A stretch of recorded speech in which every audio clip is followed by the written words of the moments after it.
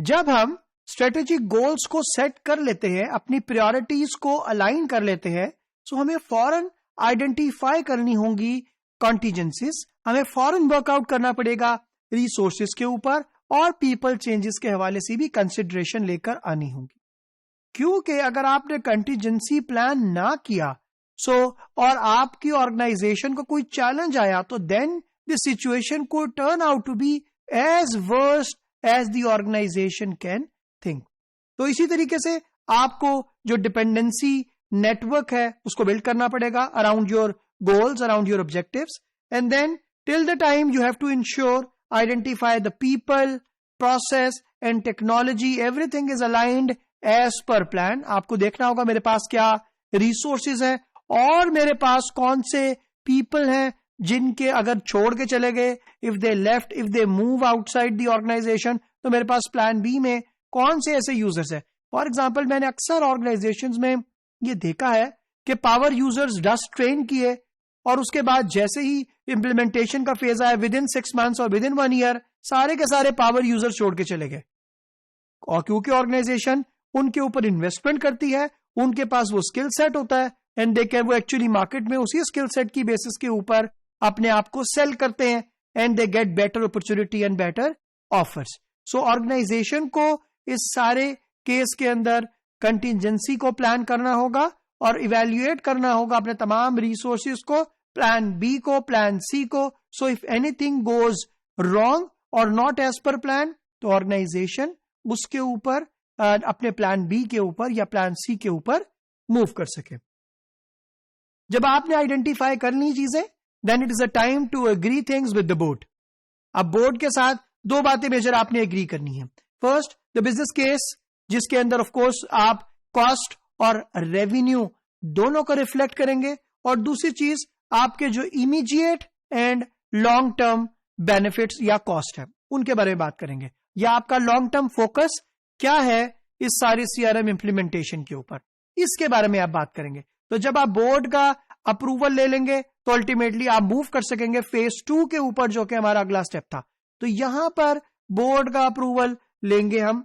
लेकिन अगर आप देखते हैं तो कौन कौन से बेनिफिट्स हो सकते हैं, हमें किस तरीके से हो सकते हैं, कौन से इमीडिएट बेनिफिट होंगे, कौन से लेटर स्टेजेस के ऊपर होंगे जिसे लेटेंट बेनिफिट कहते हैं, तो इनकी हम इवैल्यूएशन भी कर लेते हैं। क्योंकि ऑर्गेनाइजेशन ने ये बात ध्यान में रखनी है, बोर्ड को बताना है कि भाई मुझे अभी ये इमीडिएटली फायदे हो रहे हैं, ये फायदे लॉन्ग टर्म में जाकर होंगे। तो कौन कौन से हो सकते हैं? सबसे पहली चीज, अगर आप इंप्लीमेंट करते हैं सीआरएम, तो पहला फायदा आपके पास लीड्स ज्यादा से ज्यादा आएंगी। जितनी लीड्स आएंगी तो अल्टीमेटली आप उतने ही ज्यादा कस्टमर्स को कन्वर्ट करने में कामयाब होंगे, यानी कि प्रॉस्पेक्ट्स को कस्टमर में कन्वर्ट करने में कामयाब होंगे। इसी तरीके से अगर आपके पास एक और बेनिफिट है कि आपके पास अपॉर्चुनिटी हो जाती है क्रॉस सेलिंग की एंड अप सेलिंग की। फॉर एग्जाम्पल, अगर कस्टमर आपसे ब्रेड बाय करता है तो आप उसको जैम और बटर और एग्स सेल कर सकते हैं।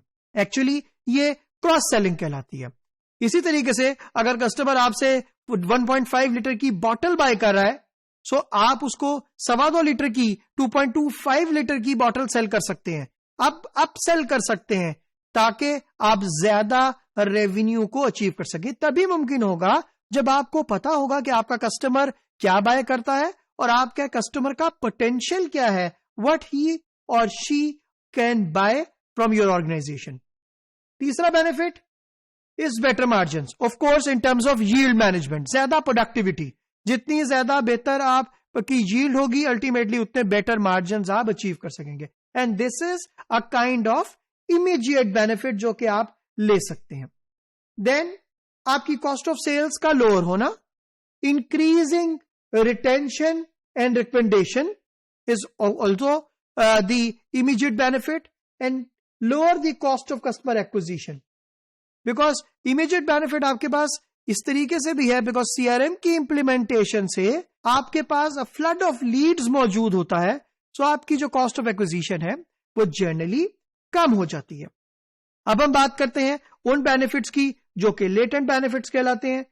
For example, unspecified new product and services arising from the enhanced insight। आपको ये पता लगता है with the passage of time जब डेटा बिल्ड होता है, एनालिसिस बिल्ड होते हैं, सो पता लगता है कि there is a need of a new product, there is a need of a new service. तो ये आपको पता लगेगा एंड देन ऑफ कोर्स आप नई प्रोडक्ट या सर्विस को इंट्रोड्यूस कर सकते हैं। इसी तरीके से अनदर लॉन्ग टर्म बेनिफिट जो है वो स्ट्रॉन्गर कस्टमर रिलेशनशिप है। ऑफ कोर्स जो रिलेशनशिप है वो कभी भी शॉर्ट टर्म में बिल्ड नहीं होते। It takes years to build this strong trust based long term relationship. तो सीआरएम का another latent benefit is the stronger customer relationship.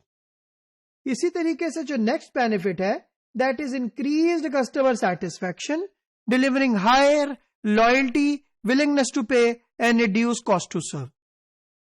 Next हमारे पास जो सीआरएम का लेटेंट बेनिफिट है that is realignment of assets to meet customer needs better. For example, आपके पास जो भी मशीनरी मौजूद है ऑर्गेनाइजेशन के अंदर जो कि कस्टमर की नीड्स को फुलफिल करने के लिए यूज हो रही है, थ्रू सीआरएम आप रीअलाइनमेंट कर सकते हैं ताकि आप quickly as closer to your customer need उसको फुलफिल कर सकें।